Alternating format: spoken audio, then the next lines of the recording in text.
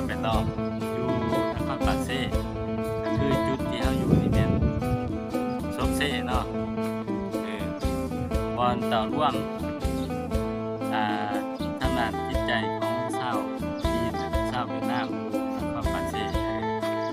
เป็นจุดที่เราอยู่เป็นปากแม่น้ำเซโลนการไหลมาหาแม่น้ำคลองเพื่อจึงเอิ้นว่าซบเซ่เนาะเดี๋ยวไปเบิ่งนำกันเพราะว่าณตอนนี้การกำลังปรับปรุงภูมิทัศน์ให้สวยสดงามขึ้นจากที่เห็นหลานนี้ก็จะเป็นปรับปรุงมีการขั้นตอนการดำเนินงานเนาะเป็นจะไรไปเบิ่งนำกันเนาะว่าเพิ่นเฮ็ดอีหยังนี่เนาะเพิ่นมีการปรับปรุงศาลเจ้าซบเซ่อยู่ในการขั้นตอนระบบงานพอน้องเพิ่นสร้างมาไว้สิมีการเฮ็ดท่อระบายน้ำอันนี้ซัพพอร์ตจากบริษัท TCR เด้อเพราะว่า TCR คือว่าตั้งเจริญเพิ่นก็เป็นเจ้าใหญ่ในการซัพพอร์ตซึ่งทางศาลนี่ก็ขึ้นกับสมาคมจีนเนาะก็มีสมาคมกับมีการดูแลรักษาแต่ละปีเพิ่นก็มีการจัดงานยิ่งใหญ่เป็นเทศกาลได้เลยอันนี้เนาะ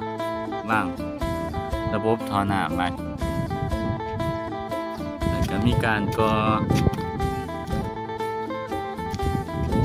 ว่านั่งอ้อมดอกไม้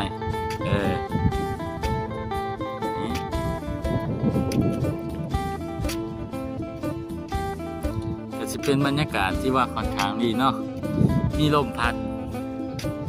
แล้วก็มีโฮมใหม่เหมาะแก่การนั่งดิชมวิวเลยทุกคนไปได้มาแล้วก็อย่าลืมมาแบะอันนี้แคบของนี้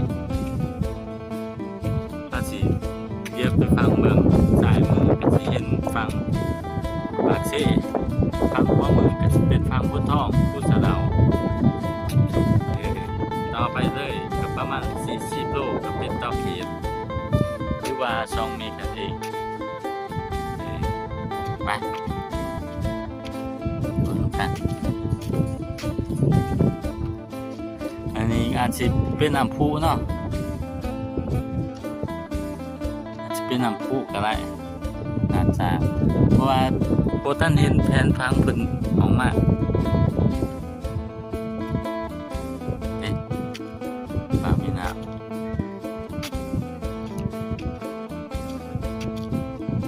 เป็นจุดเต่าร่วมสมานสามัคคีของพี่น้องชาวจีนนะครับชาวเวียดนามอพยพเนาะที่เพิ่นมาตั้งถิ่นฐานอยู่ปากเซ่นะครับเพิ่นมีจุดเต่าร่วมทางด้านจิตใจก็คือศาลเจ้าปู่ซบเซ่นั่นเองคือเป็นที่น่าเคารพของชาวจีนชาวเวียดนามนะชาวลาวเชื้อสายจีนที่เราเห็นนั่นน่ะเป็นหอเพิ่นเขาจะเข้าไหวเนาะแล้วฟังเบิ่งเขาอาจจะเข้าไปเบิ่งได้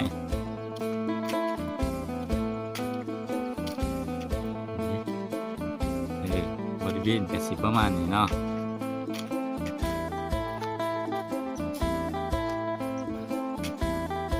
ไปเขาอาจจะไปเบิ่งง่ายขึ้น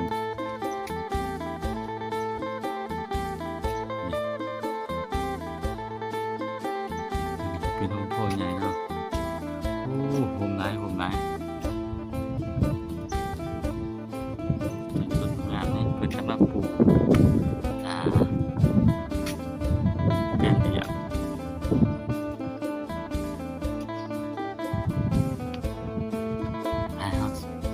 เข้าไปแล้วนั่นเนาะนี่เป็นเทพเจ้าเราเทพเจ้าที่เราเห็นเนี่ยเทพเจ้าที่ว่าแต่ละองค์เนาะจะมีเทพเจ้าประจำ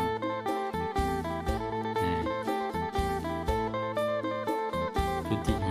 5ปูเตอร์เอียจุดทูบ3 ดอกเทพเจ้า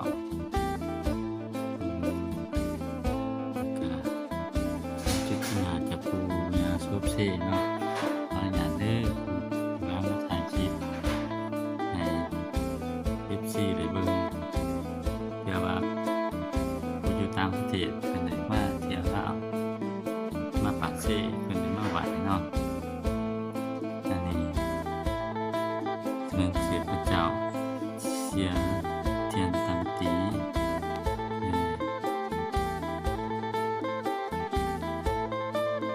สบายดีไหมแม่ประจำอยู่นี่บ่โอ้แบบประจำเพื่อนอยู่นี่เลยบ่อยู่ข้างๆนี่บ่หรือว่าเปลี่ยนที่กันมาเบิ่งตลอดเลยแม่นบ่แบบยามเช้ามาบวรวัดคล้ายๆว่ามารักษาอุปถากเพิ่นเนาะช่วงนี้ได้ยินว่าเพิ่นมีการปรับปรุงบ่เริ่มมาแต่เพิ่นปานใดล่ะ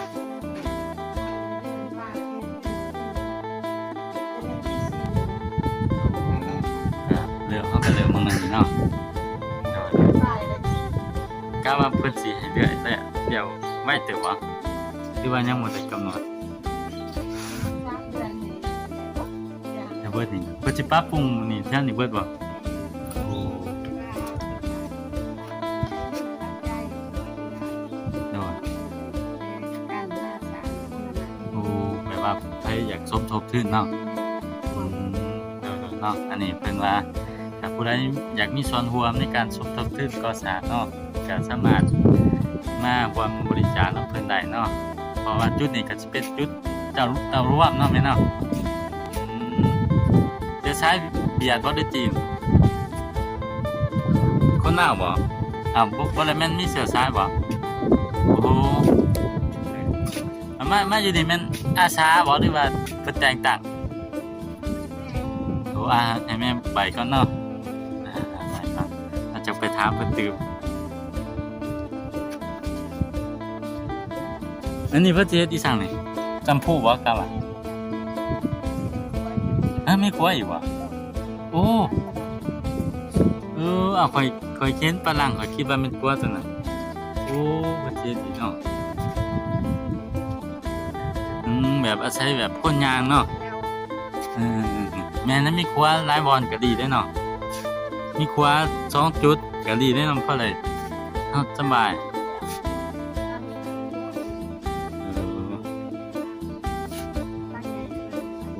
อันนี้เป็นของส่วนอันนี้เนาะส่วนซุปซีเพิ่นเนาะโอ้โดยเอาอาจารย์น่ะถามชื่อแม่นี่บ่ทันจักชื่อเลยถามเพิ่นแต่รถน่ะแม่ชื่ออีสังชื่อบ้านเนาะโอ้ขอบใจแม่เด้อโดยแทนพังเพิ่น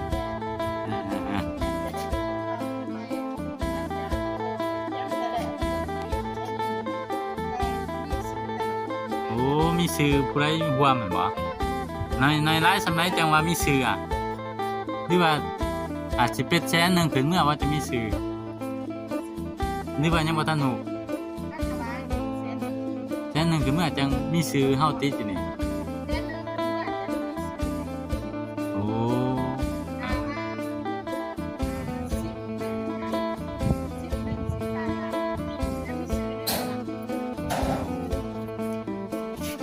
ตัวไหน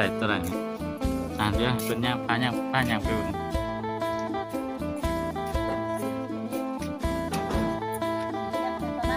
โอ้มีชื่อตัวนั้นโอ้แบบนั้นเนาะ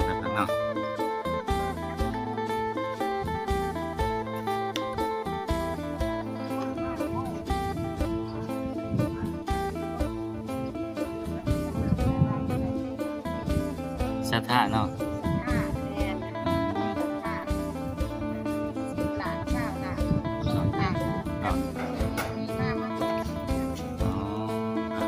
เพิ่นอาจสิแยกเนาะตัวอย่างว่าอันนี้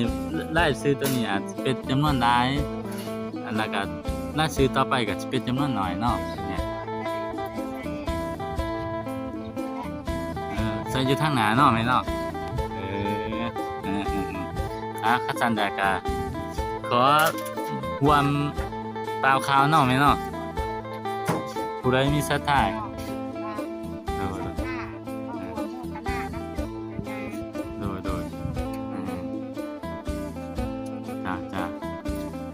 เฮาก็ขอบใจแม่อีกเทื่อนึงเนาะเพราะว่านั่นน่ะก็สิเป็นคำกล่าวข่าวกุศลจากทางแม่ผู้เพิ่นรักษาคือแม่บ้านเนาะแล้วก็กล่าวข่าวว่าถ้าผู้ใดมีจิตใจใส่ศรัทธาอยากมาร่วมสมทบทุนในการก่อสร้างก็สามารถร่วมได้เนาะติดต่อหากรรมการหรือว่าติดต่อมาทางพวกเฮาก็ได้เฮาสิเป็นสื่อกลางในการนำปัจจัยที่ทางได้หมู่มารวมให้กรรมการอยู่ในสถานที่นี้ให้เนาะช่วงนี้ก็สิขอจบคลิปแต่ก็สิขอกล่าวคำว่าสวัสดีเนาะทุกคนเนาะจ้าสวัสดี